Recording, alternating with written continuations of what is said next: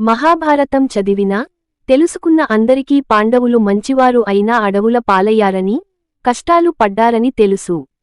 అంతేనా, ధర్మ సంస్థాపనకై జన్మించిన ఆ శ్రీకృష్ణుడి అండదండలు ఆ పాండవులకు ఉన్నాయని తెలుసు. కాని స్వయానా శ్రీకృష్ణుడి అభయం ఉన్న ఆ పాండవులు అన్ని కష్టాలు ఎందుకు పడ్డారు, అన్నేళ్లు అడవుల పాలయ్యారు ఎందుకు వంటి ప్రశ్నలు తెలెత్తుతాయి. ఈ సందేహాన్ని నివృత్తి చేసే విశ్లేషణలోకి వెళితే ధర్మమే చివరికి గెలుస్తుందని మన వేద పురాణాలు, ఇతిహాసాలు చెబుతున్నాయి. ధీరులైనవారు ఎన్ని కష్టాలు వచ్చినా వెనుకంజ వేయరు.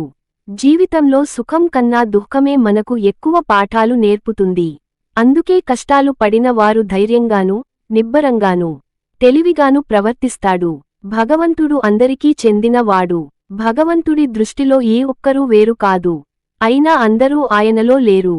మనిషి సుఖంగా ఎలా జీవించాలి అనే విషయమైనా ధర్మంగా ఉండేవాడు అయినా వ్యసనాలకు లోనైతే ఆ దేవుడి అండ ఉన్నా కష్టాలు పడవలసిందేనని తెలుపుతుంది పాండవుల కథ.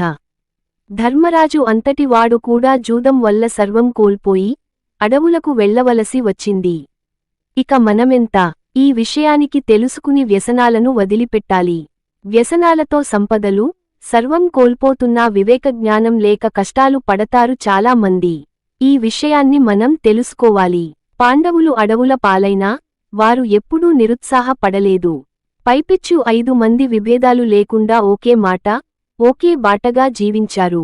వారు ధర్మపరులు కనుక చివరకు దైవ సహాయంతో అధర్మంపై గెలిచి సుఖ సంతోషాలను పొందారు. కష్టాలు అందరికీ వస్తాయి. వాటిని మనం ఎలా స్వీకరిస్తున్నామన్నదే ముఖ్యం. కష్టాలు కోతుల లాంటివి. వాటికి భయపడితే మనం సర్వనాశనమవుతాం. వాటిని ఎదుర్కొని ముందుకు వెళ్లడం నేర్చుకోవాలి.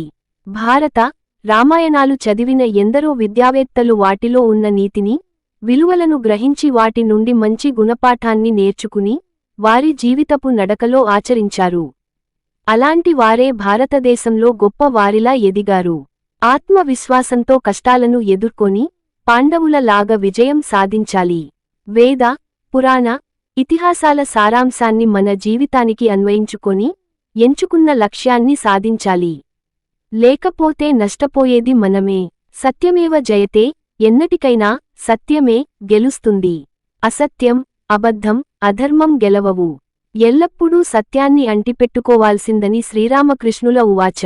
భగవద్విశ్వాసంతో, శరణాగతితో మనం జీవితంలో విజయ సోపానాలను అధిరోహించాలి.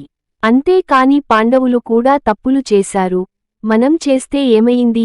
కృష్ణుడే పాండవులు, కౌరవులను వర్గాలుగా చీల్చి యుద్ధంలో ఒక పక్షాన నిలబడ్డాడు, మనం అలా చేస్తే ఏమయింది? ఇలాంటి నీతులు ఈ కాలంలో పనికిరావులే లాంటి ప్రశ్నలు, సమర్థింపులు చేసుకుంటూ ఉంటే మనిషి సాధించే విలువలు ఏమీ ఉండవు. కోల్పోవడమే ఎక్కువ ఉంటుంది. ఈ వీడియో మీకు నచ్చినట్లయితే లైక్ చేసి షేర్ చేసి సబ్స్క్రైబ్ చేసుకోగలరు. జై శ్రీరామ్.